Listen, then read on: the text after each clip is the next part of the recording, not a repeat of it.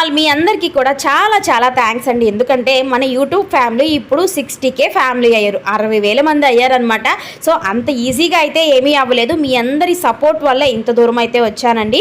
So ఇప్పటికి నేను YouTube start చేసి 3 ఇయర్స్ కంప్లీట్ అయిపోతుంది. సెకండ్ ఛానల్, అదే ఫస్ట్ ఛానల్ అయితే 4 ఇయర్స్ అయిపోతుంది. బట్ సెకండ్ ఛానల్కి ఉన్నంత గ్రోత్ అంటే సబ్స్క్రైబర్స్ అనేది దీనికి ఎక్కువ మంది ఉన్నారు. సో అందుకే చాలా హ్యాపీ అనిపించింది. బికాజ్ వ్లాగింగ్ ఛానల్ అంటే అందరూ ఇష్టపడతారు కదా.